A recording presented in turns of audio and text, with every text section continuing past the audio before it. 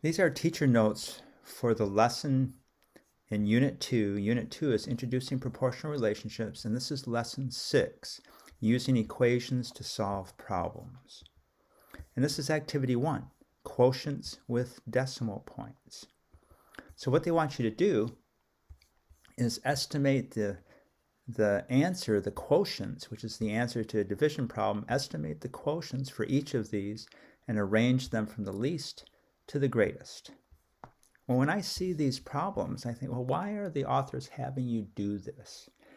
I don't know exactly why, but one possibility is to take you back to looking at y divided by x, and what's the relationship of y divided by x, which is the constant of proportionality. So in this case, 42 divided by 7 is 42 divided by 7. That's y divided by x. And what does that equal? That equals the constant of proportionality. So 6 in this case would be the constant of proportionality. And that tells you that 42 is 6 times greater than 7. So if you go along the x-axis 7 units, how far are you going to go along the y-axis? Well, you're going to go along the y-axis 6 times as much. So you're going to end up at 42 along the y-axis. Or if another way of looking at that, if you go along the x-axis 1 unit, then you're going to go along the y-axis 6 units, 6 times as much. So 42 is 6 times greater than 7. So this is one reason I can see for looking at these division problems and looking at how they change based upon what you're dividing by. Now what you're dividing by, that's called the divisor, and what you're dividing, that's called the dividend. So if you keep the dividend the same for 3 of these, and you divide by a divisor that changes just by a power of 10. So all they're doing is sliding this digit 7 to the left or to the right of the decimal point, a certain number of place values, and asking you what happens to the answer. This one's a little bit tougher because they've changed from 42 6/10 to 426, so I have to do something with that in a few moments. So I look at this and I see 42 divided by 7/10 compared to 42 divided by 7.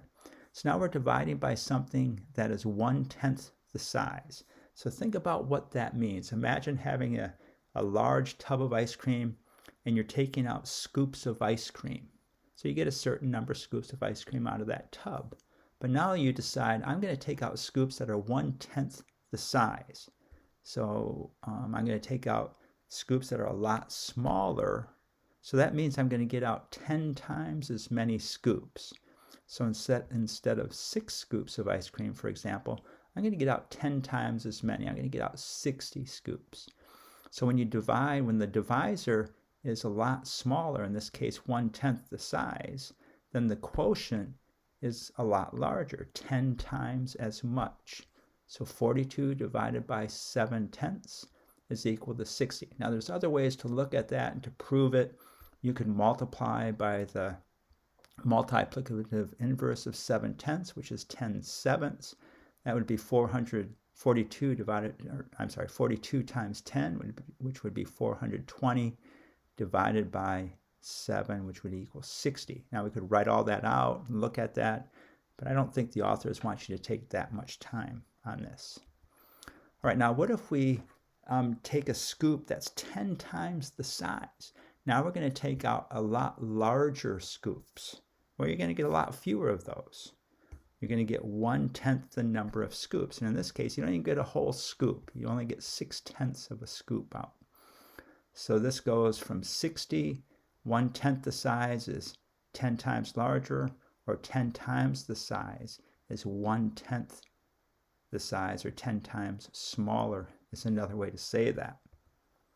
All right, so we just looked at 42 divided by 7/10, and we see that that's 60. Well, if you take just a tiny bit more, this is still very close to 42, and this is a half, just a little bit more than half, 6/10 more than 42.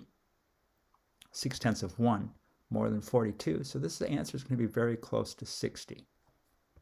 And this is, we also looked at this one. Now we're going to take out something that's 10 times larger. So you're going to get an answer that's 1/10 the size. So you take out big things, you get answers that are 1/10 the size. So we looked at meters and centimeters a while ago. So the number of meters it takes to cover the same distance is 1/10 the size of centimeters.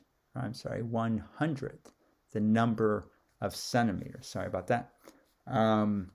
So meters are big, centimeters are small. So if you have a whole bunch of centimeters and then you decide to take out meters, you're going to get a lot fewer.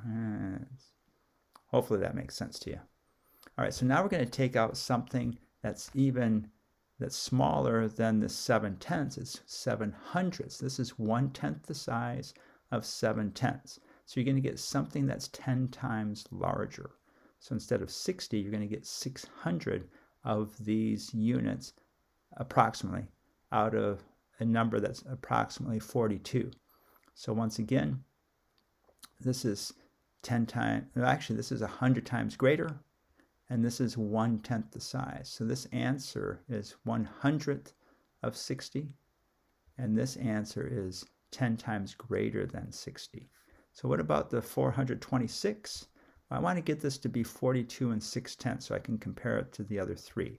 So I'm going to multiply this by 1/10. That's 42 6/10. That means I also have to multiply the 70 by 1/10 to keep it the same problem. So this is 42 6/10 divided by 7. 1/10 of 70 is 7. So now you can see that this is going to be very close to 6. So approximately 6. We have to arrange them from the least to the greatest. So this is the very smallest answer because it's the largest amount. So you divide by 70. The next problem, you're dividing by 7. So you're going to get, you're dividing by a number that's 1/10 the size. So you're going to get 10 times as much. So it goes from 6/10 to 6. And now in this case, for number 3, you're dividing by a number that's 1/10 of 7, which is 7/10. You're going to get an answer that's 10 times as much. So you're going to go from 6 to 60. And finally, 7/100 is 1/10 the size of 7/10. So your answer is going to be 10 times as much. So it's going to go from 60 to 600.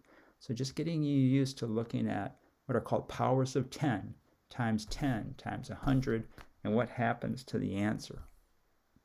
All right, number 2, they give you all the digits of the answer and they ask you to place these digits in the appropriate place value identified by the placement of the decimal point. So 42 6/10 is very close to 42 divided by 7.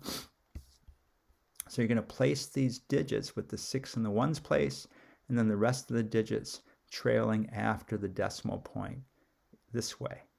So 42 6/10 divided by 7 is about 6 and 8,571 100,000ths.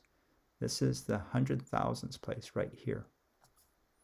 And then what they want you to do is use one of the problems up here and place the digits in the appropriate place value by using this reasoning here. So we're going to divide by a value that's 1/10 the size. So this is 1/10 the amount. We're going to get an answer that's 10 times more, 10 times as much.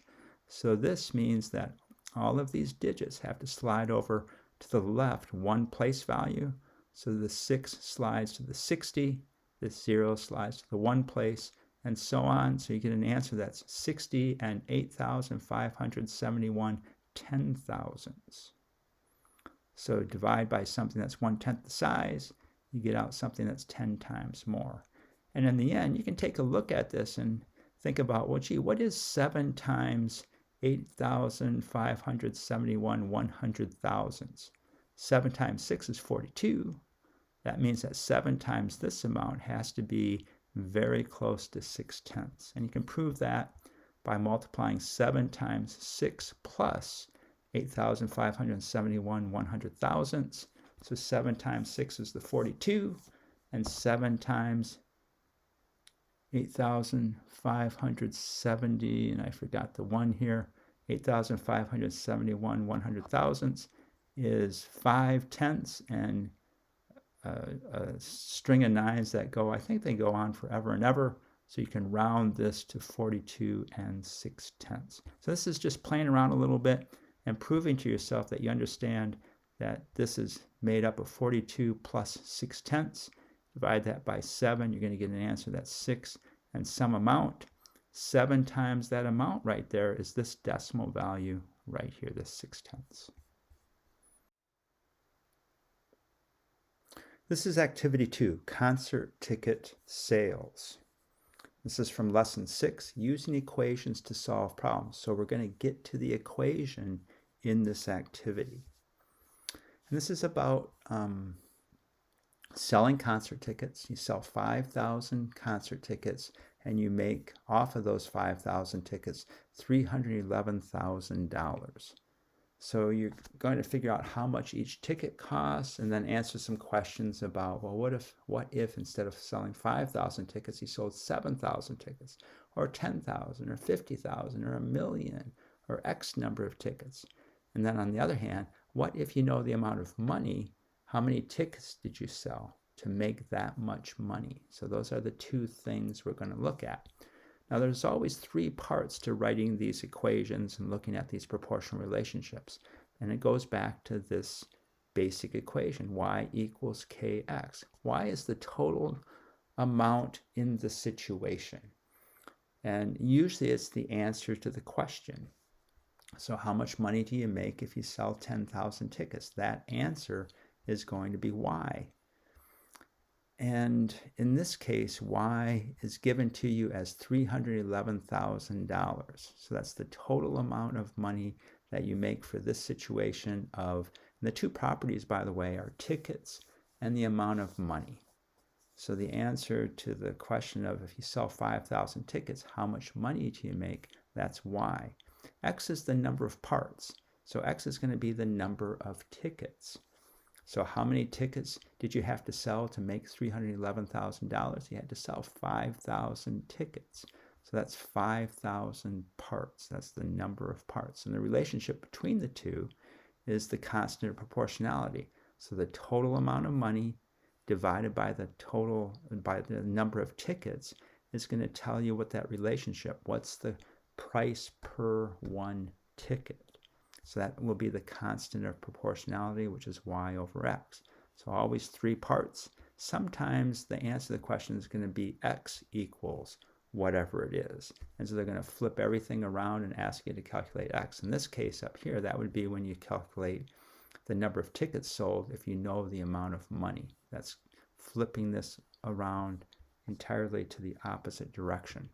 But in this case, let's just go forward. Y equals $311,000. X is equal to 5,000 tickets.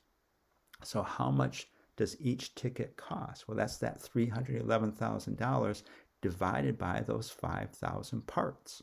So you divide that 311,000 up into 5,000 small equal parts. Each one of those parts is a ticket. So what's the cost of each of those tickets? And I just did this on paper rather than use a calculator. Could just divide it using a calculator. But if you, first of all, if you divide both of these by 1,000, you get 311 divided by 5. So that's where this is. 300 plus 10 plus 1 is 311 divided by 5. Well, you can break that up into 300 divided by 5. 30 divided by 5 is 6. So 300 divided by 5 is 60. This goes back to the first activity where you're looking at the movement of place value by dividing by, this is, if you look at 30 divided by 5, and now if you have 10 times as much, you're going to get 10 times as much for your answer. So 300 divided by 5 is 60. 10 divided by 5 is 2. And 1/5, 1 divided by 5 is 2/10. 1 times 2 is 2. 5 times 2 is 10. That's 2/10. And so you can write that as 2/10. But for money, that's the same as 20 hundredths. Add all these together, you get $62.20 for one ticket.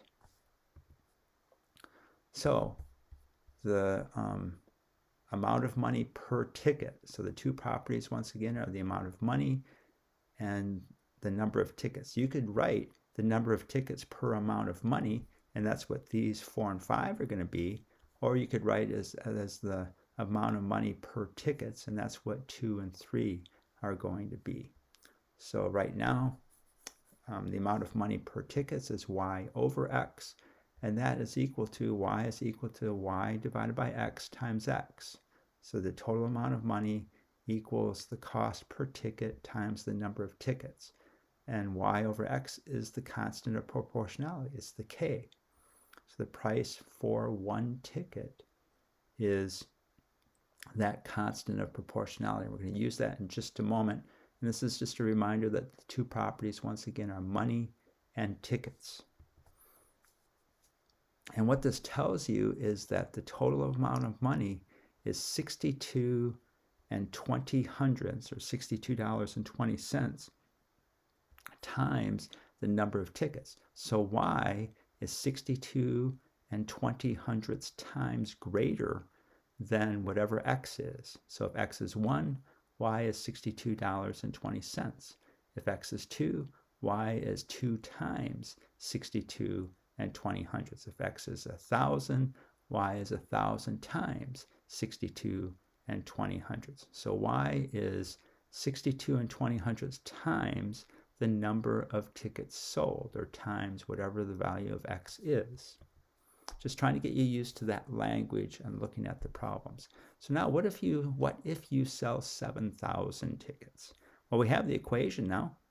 So if I sell 7,000 tickets, that's just 7,000 times the cost of each ticket. So that's 7,000 times $62.20. It's $62.20, or 62 and 20 hundredths, times the number of tickets sold.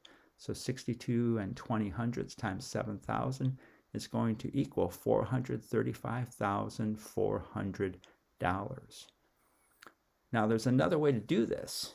Another way to do this is to realize that if I sell 5,000 tickets, I make $311,000. If I sell 7,000 tickets, that's 7/5 of this $311,000. Well, 7/5, so 7,000 divided by 5,000, which is the same as 7/5. So 5/5 is the total amount that I make for 5,000. 7/5 is just the fraction larger than that. So that's just 7/5 of 311,000, which is equal to 435,400. It's the same answer. You have to get the same answer. And here you're multiplying 7,000 times 62 and 20 hundredths. Here you're multiplying 7,000 times, this is 311,000 divided by 5,000, which is going to give you that $62.20. Now, gee, I went out and I sold, rather than selling 5,000, I sold 7,000 tickets. So I sold 7/5 of what I expected to sell. So that's 7/5 of this 311,000. If you sell twice as much, that's 10/5. That's 2 times this, because 10 divided by 5 is 2.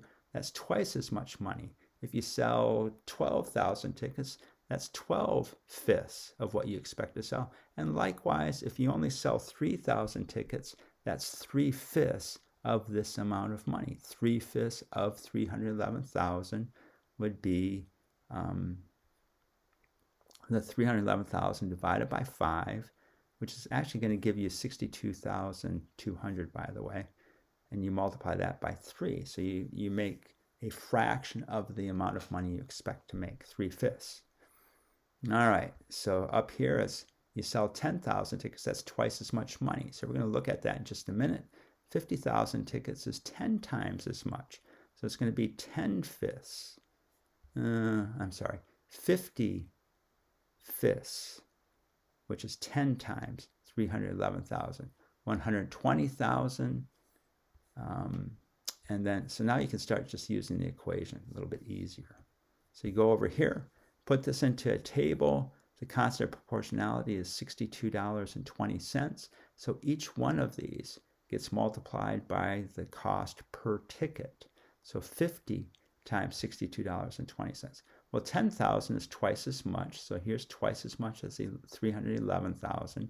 50,000 tickets is 10 times as much as 311,000, so there's the 311 right there.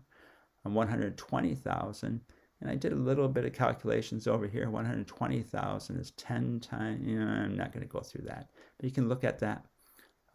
So 120,000 is the, well, I guess I did do that, is the 10 times 10,000, which is 6 million, and then plus 2 times the 10,000. So I'm going back to this 10,000 right here. Just playing around with the numbers a little bit. If you do that and get it to make sense, you're going to understand how these numbers are working rather than plugging numbers into a calculator and hoping you get the right answer.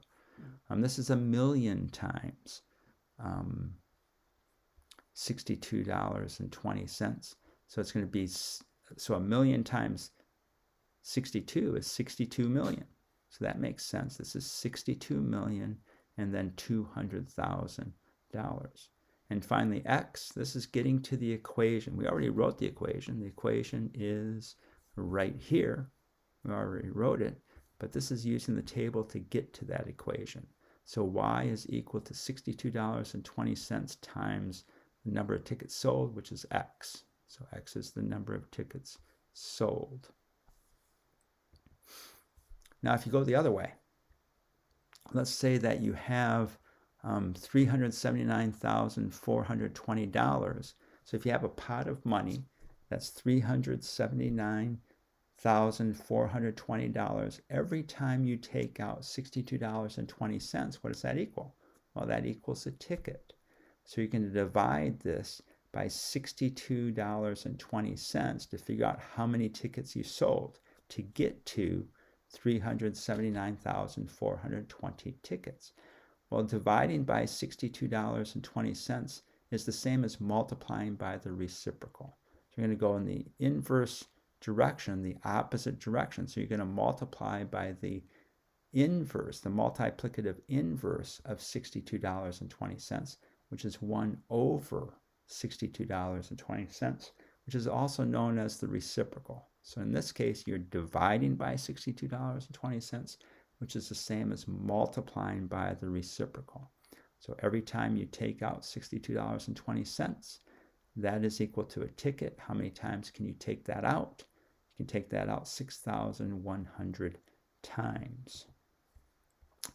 And if you have X amount of,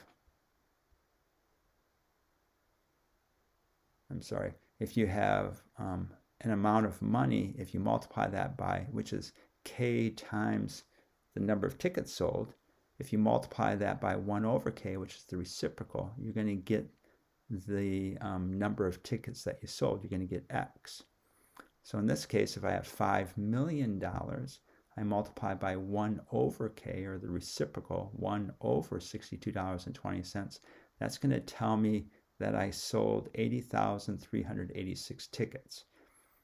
So every time, once again, you take out $62.20, that's a ticket. So the number of times you can do that is 80,386 times. So that means you sold 80,386 tickets. So y equals $62.20 times the number of tickets sold. So this is going forward. You multiply by $62.20. If you go backwards, if you know the amount of money and you want to figure out the number of tickets, then you multiply by the reciprocal, or you divide by $62.20. Those are doing the same thing. This is activity 3, recycling, from lesson 6, using equations to solve problems. And the interesting thing in these problems is that there are 3 properties, not 2, but 3. So one of the properties is the number of cans. Another property is the weight of those cans in kilograms. And a third property is the value of those cans in dollars. And so once again, 3 properties. Normally you have 2 properties. In this case, you have 3, and we're going to do some comparisons between those 3. So the number of cans in this story that they start out with are 10 cans. So that's going to be C, the number of cans. the weight of those 10 cans is going to be W, and the weight of those 10 cans is 16 hundredths of a kilogram. And finally, the value, which is going to be R, is the amount of money for those 10 cans, and that amount of money that you can get for those 10 cans is 14 cents, or 14 hundredths of a dollar. And so one equation that you can write, or one relationship that you can write that will lead to the equation, is that there are 16 hundredths of a kilogram for 10 cans. So that's Y divided by X. That's going to be K. That's going to be a constant of proportionality. Well, if it's 16 hundredths of a kilogram for 10 cans, then that's 16 thousandths of a kilogram for 1 can. This goes back to the first activity, where you're multiplying and dividing by powers of 10 and moving the digits from one place value to another. So this is 1/10 this amount. So each of these digits moves one place value smaller, one place value to the right. So the constant of proportionality is 16 thousandths of a kilogram for 1 can. So what that means then is that the weight is 16 thousandths times the number of cans. So W is equal to 16 thousandths. So actually W is in kilograms is equal to 16 thousandths times the number of cans. You can also write the reverse relationship, which is instead of looking at kilograms per can, you can look at number of cans per kilogram. So the number of cans per kilogram is going to be the number of cans is equal to the reciprocal, the multiplicative inverse of 16 thousandths, which is 1 over 16 thousandths. And that's going to be the new K value, the new constant of proportionality, and that's going to be times the weight. So this says that, and if you do that division, so now you have one thing, and you're going to take out very, very tiny pieces. So 16 thousandths of 1 unit. How many times can you get that out of 1? So that's like taking $1 and asking the question, how many times can I get 1 6/10 cents? Because that's 16 thousandths of a dollar out of that $1. And you can do that 62.5 times. So what this says is that the number of cans is equal to 62.5 times the weight in kilograms. So for every kilogram, you get 62.5 cans. Another relationship is the value. How much money do you get for these 16 hundredths of a kilogram? So it tells you get 14 cents or 14 hundredths of a dollar for 16 hundredths of a kilogram. Now notice that this is pretty close to 1. It's pretty close to $1 for 1 kilogram. So you do this division, you find out that 14 divided by 16, or 14 hundredths divided by 16 hundredths, same thing, is equal to 875 thousandths of a dollar. If you look at this closely, that's 87.5 cents, almost $1 for 1 kilogram, which is what this suggests. This is very close to $1, and this is very close to $1. So it's 87.5 cents for 1 kilogram. 87.5 cents is the same as 875 thousandths of a dollar. So what this then says is the value is equal to 875 thousandths for each kilogram. So it's 875 thousandths times a kilogram. And the last relationship is that you can get 14 cents for those 10 cans. Well, if you can get 14 cents for those 10 cans, that means I can only get 1 4/10 cents for 1 can. So this is 14 thousandths of a dollar for 1 can. So this is the K value for this relationship, which is the constant of proportionality. And what that says is the value is equal to 14 thousandths times the number of cans. So it's 1 4/10 cents times the number of cans. All right, so let's look at the problems. So this gets pretty tough. You just have to keep going through it and thinking about it. So a family threw away 2 4/10 kilograms of aluminum from their cans in a month. How many cans did they throw away? So now you want to know the number of cans that they threw away and given the weight. So this is the number of cans is equal to the constant proportionality times the weight.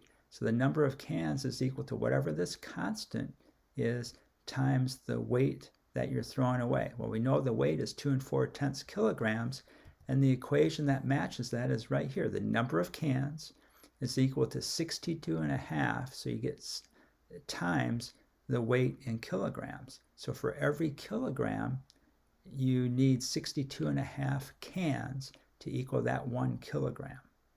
So you throw out 1 kilogram, how many cans is that? It's 62.5 times that 1 kilogram. But you have 2 4/10 kilograms. So now it's 62.5 times that 2 4/10 kilograms. So the number of cans is equal to 62.5 times the number of kilograms.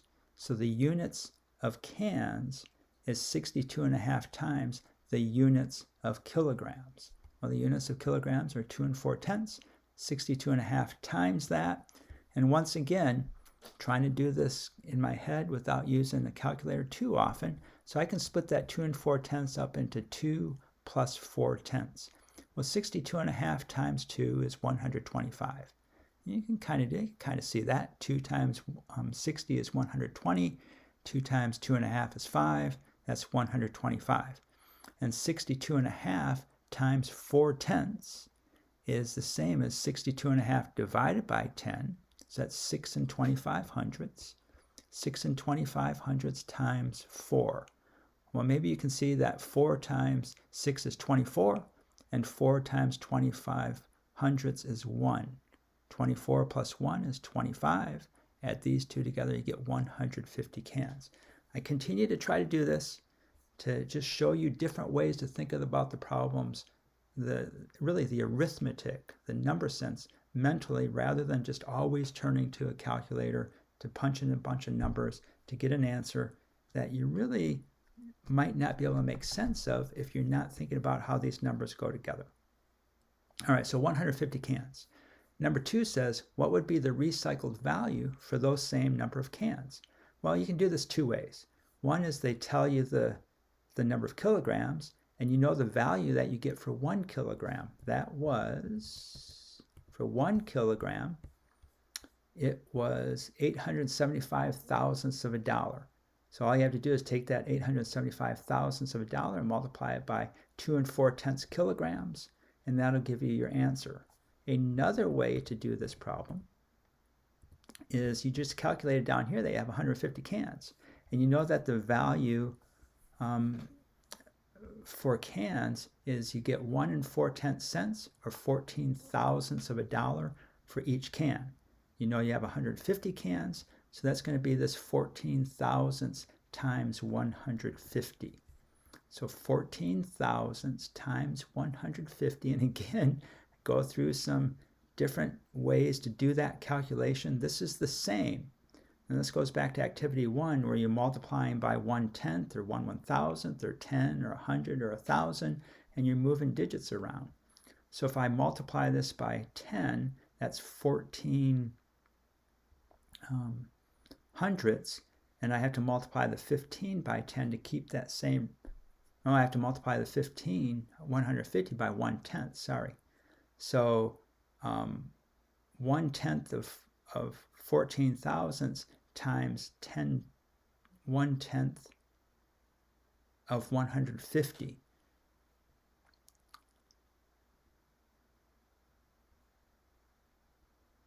$14 thousandths times 150 is the same as 1400. So this is 10 times greater. This is 1/10. Sorry about that. So this is 10 times greater. It's 14 hundredths times 1/10 of 150, which is 15. And then this becomes, this is 100 times greater. So this is 14 times 1/100th of 50, or 15 hundredths. And just going through some different ways to do that. 15 minus 1 times 15 hundredths. That's 15 times 15 hundredths. This has gotten a little bit tough here. A little bit tough. All right, so another way to look at that. Anyway, if you just multiplied 14 thousandths times 150, you're going to get $2.10. And let me go through one other way to do this calculation. And you could look at this 1400ths times 15 as 1 5/10. So 1/10 of 15 times 10 times 1400ths, which is 1 4/10. Well, 1 5/10 times 1 4/10, this is 1.5 times 1 4/10. Well, 1.5 times 1 4/10 is 1 times 1 4/10 plus a half times 1 4/10. 1 times 1 4/10 is 1 4/10. A half of 1 4/10 is 70 cents. Add them together, you get the same $2.10. And one last thing, again, I'm sorry about this, but this number right here is 1/1000th of 14. So it's 1/1000th of 14, or 14 thousandths, times 150. That means you can write 1/1000th as 1/10 times 1/10 times 1/10. This is times 14, and this is times 15 times 10. 15 times 10. Well, 1/10 times 10 is 1. So now you have 1/10 times 14, 1/10 times 15, and you get down to here. 1.5 times 1 4/10. A lot of stuff. You could just forget all this and multiply 14 thousandths times 150. But if you kind of just go through this and see if every step makes sense, you're going to build your sense of how these numbers work. Kind of messed this up a bit. Sorry about that, but it's worth the try to follow the thinking. All right, so now we're going to write the three equations. So number 3 is to write an equation for cans and weight. Number 4 is to write an equation for value and number of cans. And number 5 is to write an equation for value and number of kilograms. So I'm going to write all of these at the same time. So we're going to write the number of cans equals what? The value equals what? And the value again equals what? Well, the number of cans is equal to the constant of proportionality times the weight. The value is equal to the constant of proportionality times the number of cans. And again, the value is equal to the constant of proportionality times the weight. So you have to connect these two properties each time with that constant of proportionality. So now I've set all three of these up. And so now I can insert for each what that constant of proportionality is. And we figured that out before. So for the number of cans, the number of cans is 62.5 times the number of kilograms. So it's 62.5 times the weight. The value is 14 thousandths of a dollar times the number of cans. And the value again is 875 thousandths of 875 thousandths times the number of kilograms. So you're always using that y equals kx, and you're connecting the y and the x, and you're just calling them by the variables, by the letters that are required for each equation. A little bit tough. This is activity 4, granola, from lesson 6, using equations to solve problems. And this is actually what they call the cool down activity for the lesson. This is a little bit of a review. It's supposed to be a little bit simpler so that you can see the points that they're making in this lesson. And so for this activity, there are two properties. Those two properties are the number of servings and the calories. And so the relationship, you can write this relationship in two ways. You can write it as either calories per one serving, or what are the servings per 1 calorie. So these are the reciprocal relationships, calories per serving or servings per calorie. So when you have two properties, you can always write two equations based on these two relationships. They're just reciprocal relationships of each other. In activity 3, the one that we just got done with, you can actually write 6 equations. There are 3 properties. You can write 3 different pairs of properties that you can look at, and you can write the reciprocals of each of those. So you can end up with 6 equations. So you might go back to activity 3 and write each of those 6 equations and see what you come up with. In this case, this is calories per 1 serving. They give you in the information up above, 1,750 calories per 5 servings. So you just divide this by 5, and you end up with 350 calories for 1 serving. So this is the relationship of calories per serving. This is the constant of proportionality. And down below, so this is also K. So down below, if you take the reciprocal relationship, so 5 over 1,750 calories, that's the reciprocal relationship, and that is just simply 1 over 350. It's the same thing, and you're going to find that's easier to think of it this way. But if you do this division, if you take 1 and you divide it by 350, you see how small of a serving you get for each calorie. It's just a teeny tiny amount of a serving for 1 calorie. It's actually 29/10,000ths of a serving for 1 calorie. But this is easier to think of as the fraction 1 over 350, or 1/350th. So if you write the relationship, calories per serving, so they think of it as y over x, that's k, so y equals kx. So y over x is equal to k, which is the constant of proportionality, and so that's calories per serving. You figure that out, and you end up with 350. That tells you that the units of calories are 350 times the units of servings. So if you have 1 serving, that gives you 350 calories. So to figure out the number of calories you have to take the servings and multiply it by 350. So there's a lot more calories per unit serving, 350 times the number of calories for 1 unit serving. So now if you have 2 servings, that's 2 times 350. So this is 350 times the number of servings. You have 2 servings, 2 times 350 is 700 calories in those 2 servings. On the other hand, if you have servings per calorie, again, that's y over x. That's the k value. That's constant proportionality. But now it's the reciprocal relationship. This is like going the other way when you have those 2 columns. Oftentimes you just go one way from x to y, but this would be going the other way from y to x. But we're still going to write this as y over x as the reciprocal relationship. So this is servings per 1 calorie. So think about how small this is going to be. So in this case, the units of servings are 1/350th, one tiny fraction of a calorie, of the units of calories. So you're given 1 calorie, the units, the number of servings for that 1 calorie is just a small, teeny amount. It's 1/350th of a serving. 2 calories are 2/350ths. 350 calories are 350ths, which is 1 serving.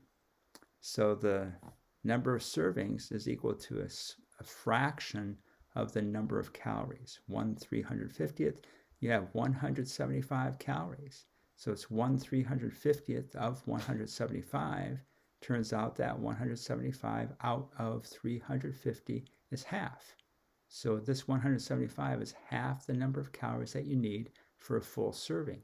You need 350 calories for a full serving. You only have 175. So this fraction is equal to 1/2 or 5/10 of a serving. Here are the 2 equations right here.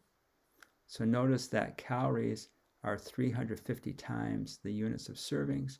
So calories are teeny tiny, so you get a lot of them. And servings are a small fraction of the number of calories.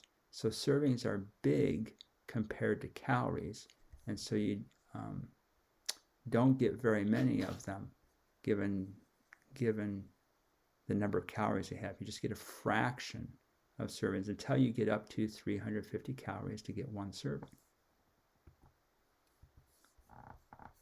Okay, think about small things, calories, so you get a lot of them. And think about big things, servings, so you just get a small fraction. You don't get very many servings given a number of calories. Okay, this is the summary for Lesson 6, using equations to solve problems. And in the beginning, the authors summarized the general form of the equation, y equals kx. And this k is the constant of proportionality. That tells you, if you write k as y over x, which we've done time and time again, that tells you that y is k times different from x. It takes k times x to equal y. So if k is a value that's larger than 1, y is going to be k times greater than x. If k is a value that's a fraction or less than 1, then y is going to be a fraction of x, k times x.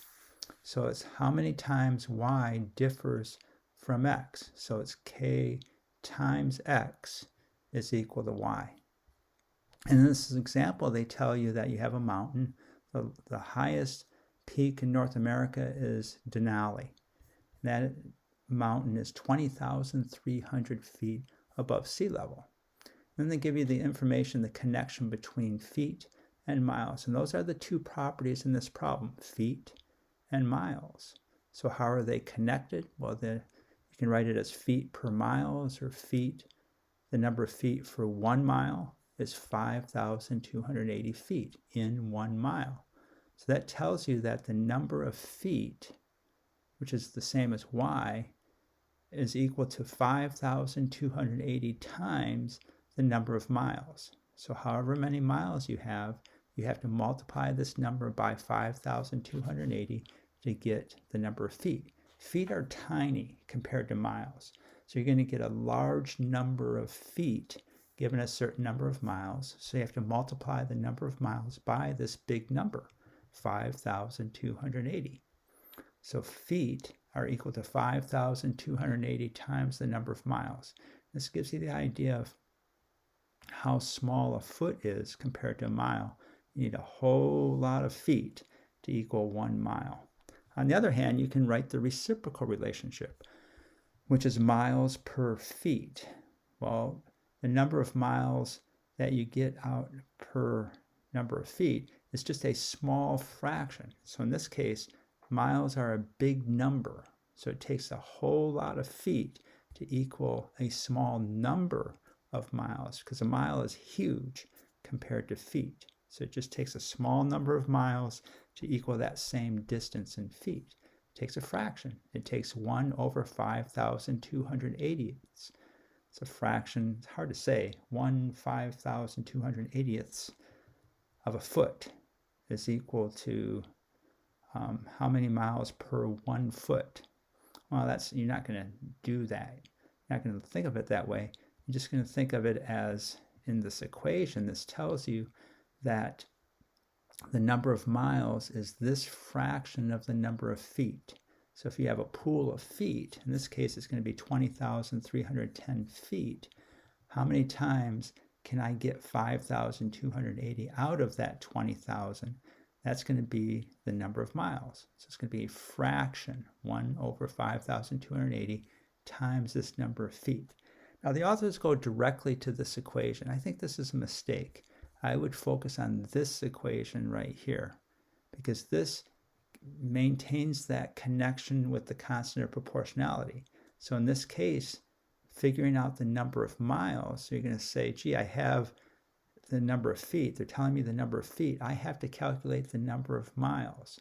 So you're going to write miles equals some number over here, a constant of proportionality times feet.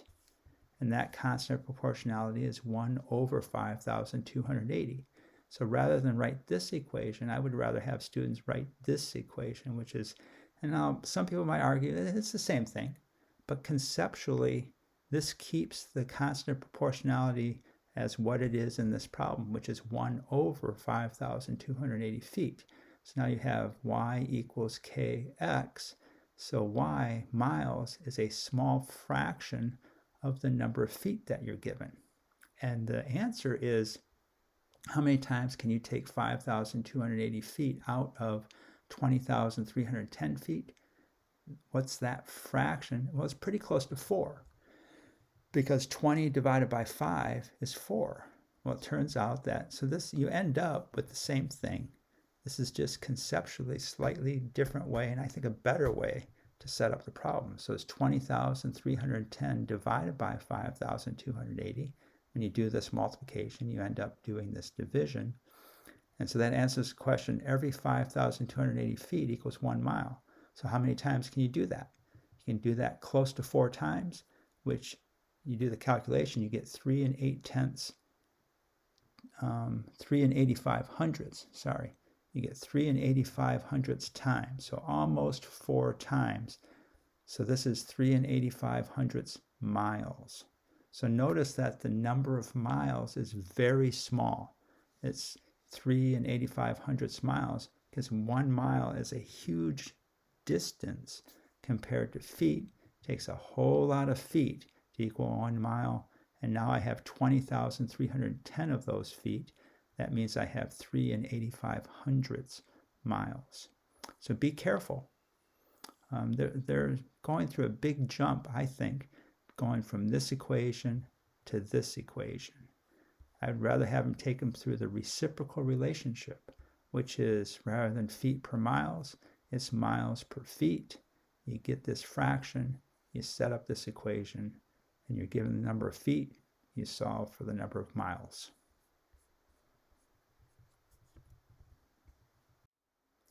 These are the practice problems from lesson 6, and this is practice problem number 1. And in this problem, again, go back to the properties. The properties in this problem are a car is traveling down a highway at a constant speed, described by this equation. So, don't pay too much attention to that yet. But the properties are distance, which is going to be written as d, so distance in miles, and then the speed in hours. So how far does the car travel over a certain number of hours? So it says, what does that 65 tell you? So now look at this equation. It says distance is equal to 65 times t. Well, we know what that 65 tells us. It tells us that the units of distance are 65 times the units of time. But let's go through that one more time. So how does the 65 what does the 65 tell us in this situation? So the constant of proportionality is y over x is equal to k. In this equation, y equals kx. So this is y equals kx. So that constant of proportionality is 65.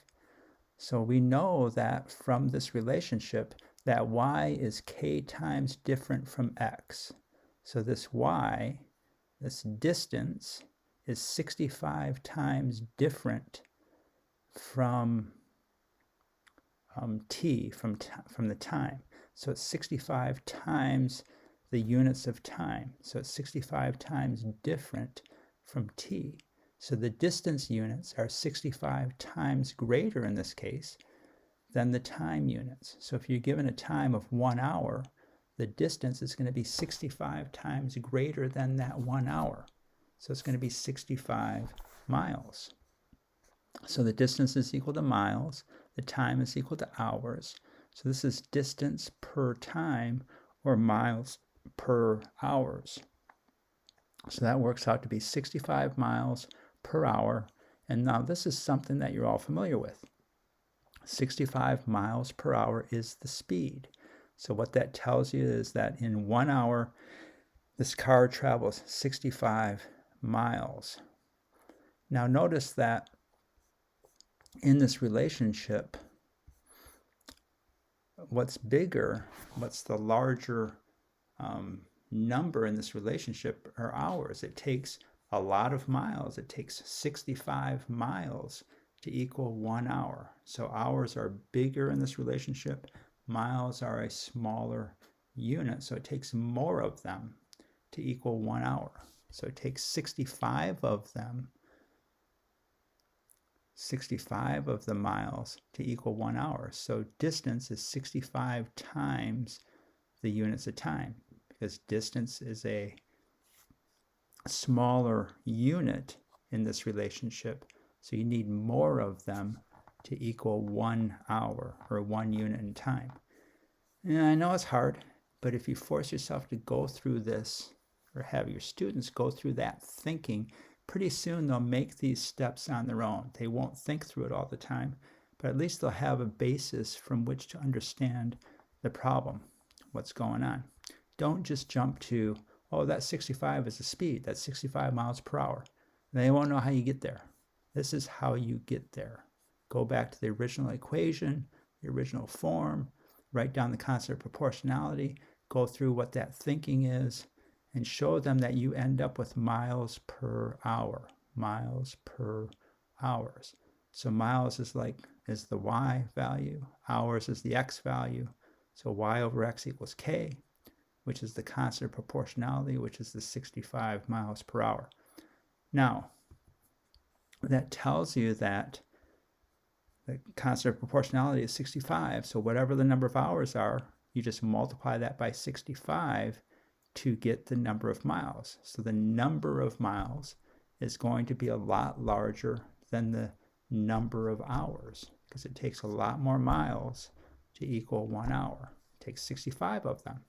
So now I have 1.5 hours. So how many miles does that equal to? So it's 1.5 times 65. So it's 97.5 miles in 1.5 hours.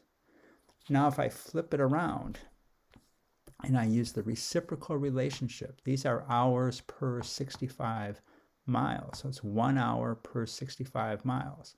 So this is time is equal to a fraction of the distance. So how many, y is k times different from x, but in this case that k is a fraction. So it's going to actually make the units of time smaller than the units of distance.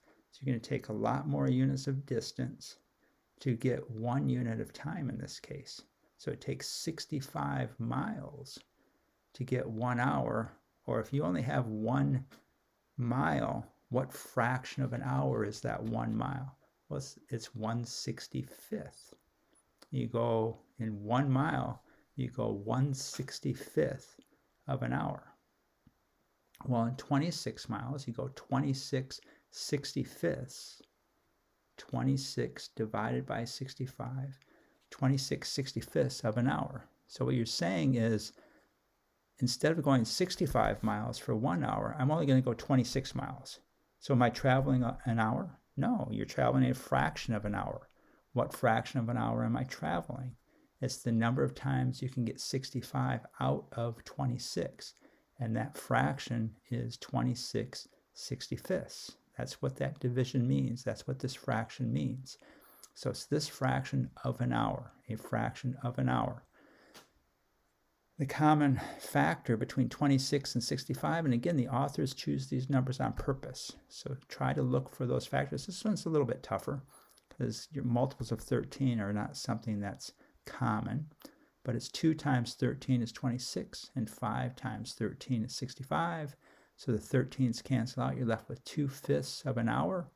2/5 of an hour, you get there several ways, but that's 4/10 of an hour. So you can write this as 4/10 of an hour. You can also write it as 2/5 of an hour. That's the same thing. But now, once you know that, how many minutes is that? Well, you can go back to this fraction. It's 26/65ths of an hour. That's the same as 26/65ths. Now think about where the 26 comes from, and imagine an hour. You're traveling for 26 miles rather than 65 miles. So if you go all the way around, that's 65 miles, but you're only going 26 miles around. So you're not even going halfway. So you're going 4/10 of the way. So it's 26/65ths of 60 minutes now. Same fraction, same idea, but it's the fraction of 60 minutes because 60 minutes is the same as 1 hour. So it's 2/5. We just did that up here. 26/65ths is 2/5. The reason I want to use that here is I know that 60 divided by 5 is 12. That's one of my multiplication facts. And 2 times 12 is 24 minutes. So how many minutes are traveled in, if you travel 26 miles, how many minutes does it take to travel 26 miles? It takes 24 minutes. Now notice that 26/65ths is equal to 24/60ths. So if you look at these, you can convince yourself, yeah, it makes sense. They're pretty much the same. They're almost the same fraction, just a little bit of difference, 26/65 and 24/60. So a lot of stuff going on in these problems. This is problem number 2. Elena has some bottles of water that each hold 17 fluid ounces. So go back to what you know. Think about what are the properties of this problem. There are 2 properties. It's the number of bottles and it's the number of ounces in each one of those bottles. So there's 2 relationships. There's 2 constants of proportionalities or 2 Ks. So it's the relationship of bottles to the number of ounces and the relationship of the number of ounces to the number of bottles. So over here, I'm going to write both of those relationships and write down the constant of proportionality. So the number of ounces per bottle is 17 ounces per bottle. So it's 17 is the constant of proportionality. And so what that says is that the number of ounces is 17 times the number of bottles. So the units of ounces are 17 times greater than the units of bottles. So bottles are a big thing. There are a lot of ounces that go into a bottle. So you need 17 times each bottle to get the number of ounces. Ounces are a small thing compared to bottles. So you need a lot of them. Sorry. So ounces are a small thing compared to bottles. So you need a lot of ounces. So if you have 1 bottle, that's equal to 17 ounces. So the number of ounces is 17 times the number of bottles. So the number of ounces is equal to 17 times the number of bottles. On the other hand, the number of bottles, that's a large thing, is a small number compared to the number of ounces. It's 1/17 of the number of ounces. So the bottles are 1/17 the number of ounces. So this constant of proportionality is 1 bottle per 17 ounces, or 1/17. So you take the number of ounces you have and you multiply that by 1/17, which is the same as dividing it by 17. So every time you take out 17 ounces, that's equal to a bottle. So this number of bottles is going to get much smaller because bottles are big. So you need fewer big things to hold that same volume. You need a lot of smaller things, a lot of ounces, to hold that same volume. All right, so let's use that idea to solve these equations. So I wrote what's over here. I just wrote over here again, y over x is bottles to ounces. And so you end up with this equation. The number of bottles is equal to something times the amount of water. It's the constant of proportionality, which is 1/17, because the number of bottles is going to be a smaller number. So it's the number of ounces divided by 17, or times 1/17. And the amount of water is equal to 17 times the number of bottles, because the amount of water is going to be a value that's larger than the number of bottles. So this is y over x here, or water, the amount of water per 1 bottle. So that's this equation right here is for part B. If you have 51 bottles, how many ounces do you have?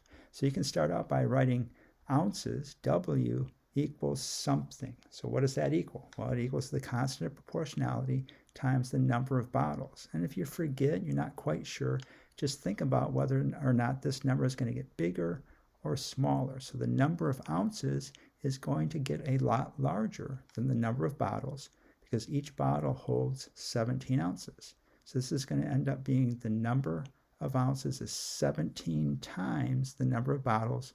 So the number of ounces is equal to 17 times 51, because up here it's 51 bottles.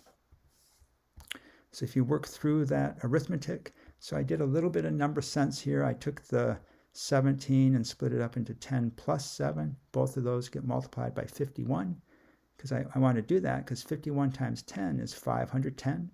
51 times 7, you can break the 51 up into 50 plus 1. So that now becomes 7 times 50 plus 7 times 1. So you add all these together. This is 510. 7 times 50 is 350. 7 times 1 is 7. Add them all together, you get 867. So 867 ounces in 51 bottles of water. So that makes sense.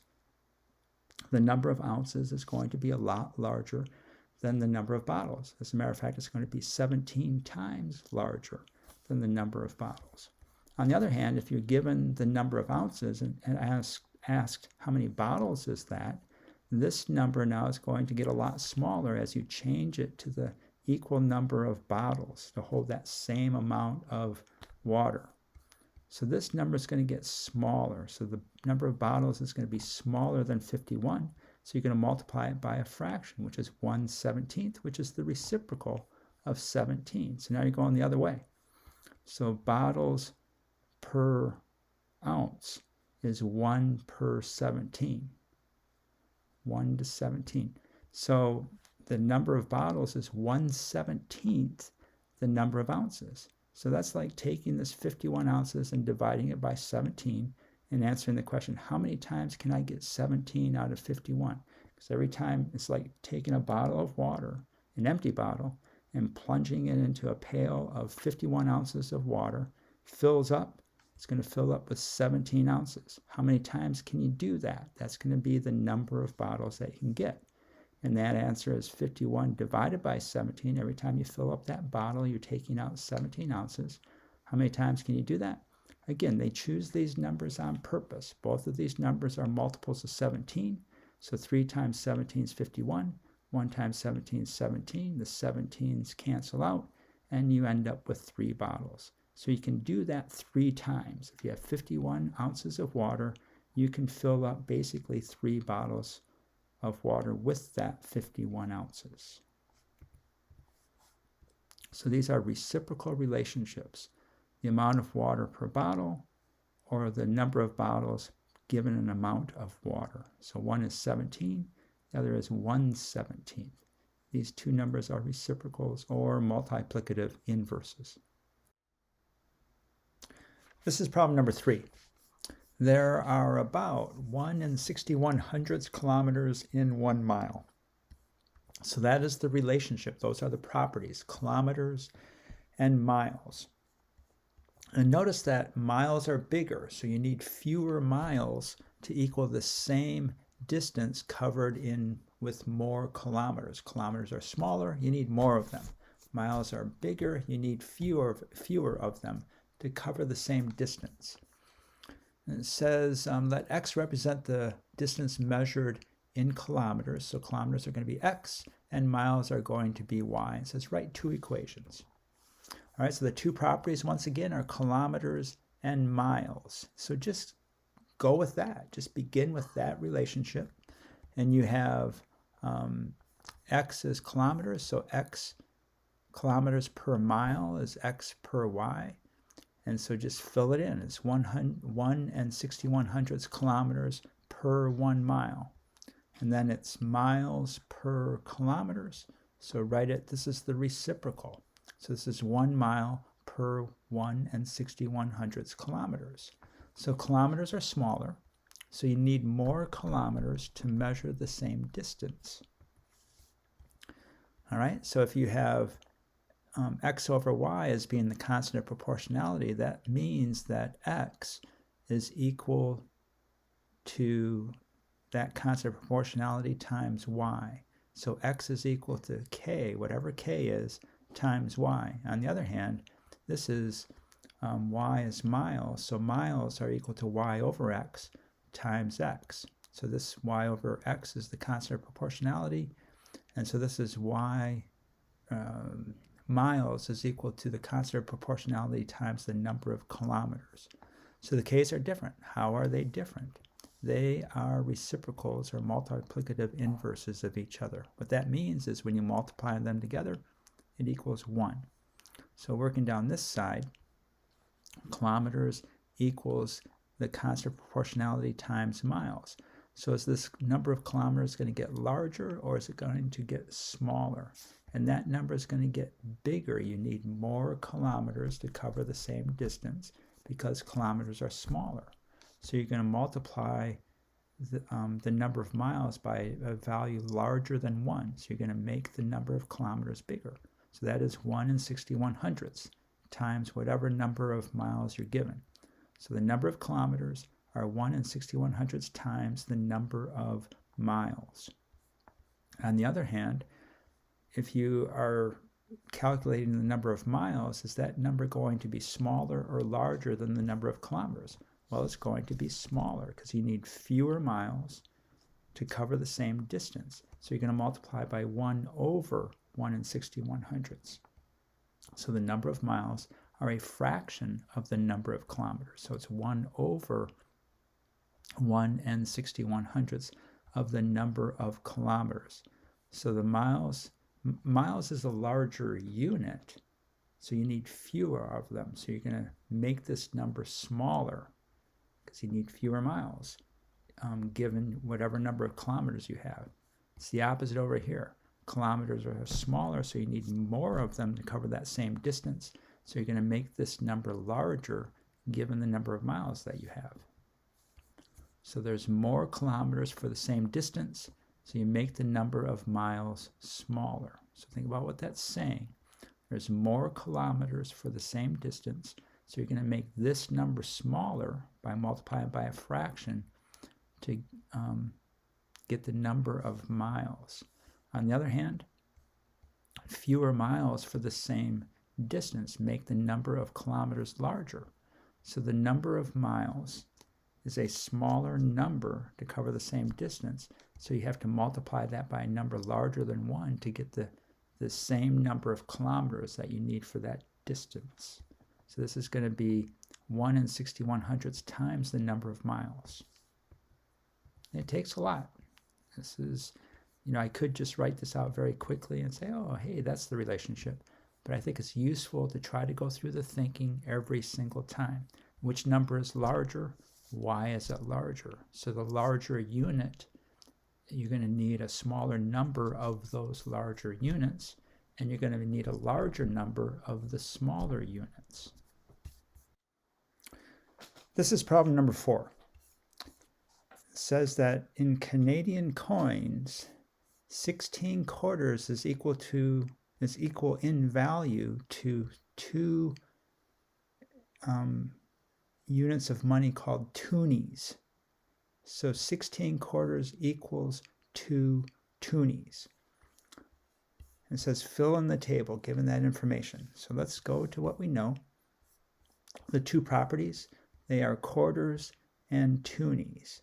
And so toonies down here is the y value, and quarters is on the left side. We're going to call that the x value. So y over x is the constant of proportionality, and that is equal to, and it's given to you here in the information, 2 toonies over 16 quarters. So 2 to 16. So that simplifies to 1 over 8. And so if you have 1 quarter, then you multiply that 1 quarter times 1/8. Actually, let's go to the 16 first, because that's what's given to you. If you have 16 quarters and you multiply that 16 by 1/8, then you're going to get 2 toonies out of this. Now notice that toonies are a large amount of money compared to a quarter. So you need fewer toonies. Toonies are like dollars for us in the United States. You need 2 toonies to equal 16 quarters. So you need fewer toonies to equal the same amount of money. You need 4 more quarters to equal that same amount of money. So if you're given 1 quarter, then 1/8 of that quarter is equal to the value in toonies. So it's 1/8 of a toonie. If you have 16 quarters, then 1/8 of those 16 quarters, you have to make the number of toonies smaller. You have to multiply them by a fraction to make that, to move from the 16 to the 2. And that fraction is 1/8. So 1/8 of 16 is equal to 2 toonies. If you have 8 quarters, and they didn't include this one, I don't know why not, but if you have 8 quarters, that's equal to 1 toonie. So 8 times 1/8 equals 1 toonie. 20 quarters, that's equal to 1/8 of 20 is 28ths. 4 times 5 over 4 times 2, the 4's cancel. 5 halves is 2.5 toonies. And 24 quarters is equal to 3 toonies. 24 times 1/8 And also notice that multiplying by 1/8 is the same as dividing by 8. So every time you take out 8 quarters, what do you get? You get a toonie. You can do that 3 times. So 24 divided by 8 is equal to 3. So the constant of proportionality is 1/8. And the equation then is the number of toonies is equal to 1/8 the number of quarters, because you have to make this number of toonies a smaller number because it's a larger value, so you need fewer of them. So toonies are equal to 1/8 the number of quarters. So a quarter has 1/8 the value of a toonie. So quarters have less value. So you need more quarters for the same amount of money. So you need 8 quarters to equal 1 toonie. So 8 quarters equals 1 toonie. So how many toonies is that equal to? Well, it's 8 times 1/8 tells you that it's equal to 1 toonie. So B, it says, what does the value next to 1 mean in this situation? This value right here. And it means that 1/4 is equal to 1/8 of a toonie, because 1/4 times 1/8 is equal to 1/8 of a toonie. And likewise, it takes 8 quarters to equal 1 toonie. Just like in the United States, it takes 4 quarters to equal $1. So 1/4 is 1/4 of a dollar if this was United States money. Now that brings us to an interesting question. If 1 US quarter is equal to 1 Canadian quarter, how much United States money is equal to 1 Canadian toonie? So you might think about that for a while and see if you can figure that one out. Okay, this is problem number 5. They give you 3 tables, and they say each table represents a proportional relationship. So for each table, fill in the missing parts of the table, and then B, draw a circle around the constant of proportionality. So let's begin with this table on the left, and I'm going to treat, for each of these tables, I'm going to treat the column on the right as the Y column and the column on the left as the X column. So Y over X in each case is going to be the constant of proportionality. And in this case, it's what's given to you right here. So Y has a value of 10, X has a value of 2. So Y over X is equal to 10 over 2, or 10 divided by 2, and 10 divided by 2 is equal to 5. That is the constant of proportionality. And what that tells you is that the number of units of Y are always, for this example, are always 5 times greater than the number of units of X. So the number of units of Y, 10, is equal to 2 times 5. The number of units of Y, 15, is equal to 3 times 5. Now notice in this case, to get to the value of X, you can divide 15 by 5 to get to 3, because 15 is 5 times greater than 3. So the way you figure that out is 15 divided by 5 equals 3. Notice that that's the reciprocal relationship. So that's like multiplying 15 times 1/5, which would be the reciprocal of the constant of proportionality. This one is 7 times 5. So Y is 5 times greater than 7, and Y is 5 times greater than 1. This one is B divided by A. So the column on the right is going to be divided by the column on the left. So this is like Y over X. We're just going to call it B over A. So that's the constant of proportionality. This one's the one that's given to you. So 3 divided by 12 is the same as 1/4. So B is 1/4 the value of A. So whatever you're given for A, you have to multiply that by 1/4 to get to B. So 20 times 1/4, so B is 1/4 of 20. So 1/4 of 20 is equal to 5. Now notice that this one, the B value is given to you. So the reciprocal, the inverse, the inverse relationship, which is the reciprocal, is that A is 4 times greater than B. So you're going to multiply 10 times the reciprocal of the constant of proportionality, or the multiplicative inverse. Well, the inverse of 1/4 is 4. So 10 times 4 is equal to 40. And you can check that by saying, well, 1/4 of 40 then is equal to 10. So when you go from the right column to the left, you multiply by the reciprocal of the constant of proportionality. When you go from the left column to the right, you multiply by the constant of proportionality. And the last one, B is 1/4 of 1. So 1/4 times 1 is equal to 1/4, and that's the value for B. The last column on the right is going to be similar to the y value, and the column on the left is going to be similar to the x value. So n divided by m is the same as y divided by x is equal to the constant of proportionality, and this is the one that's given to you, and that is 3/5. What that says is that n is equal to 3/5 of the value of m. So the number of units, or the value, the number of units of n are equal to 3/5 the number of units of m. So 5 times 3/5 equals 3. 10 times 3/5, so 3/5 of 10 are equal to 6. So 6 is 3/5 of the value of m. Now if you go in the opposite direction, so you're going from 18 to, you're given 18 as a value of n, what's the value of m?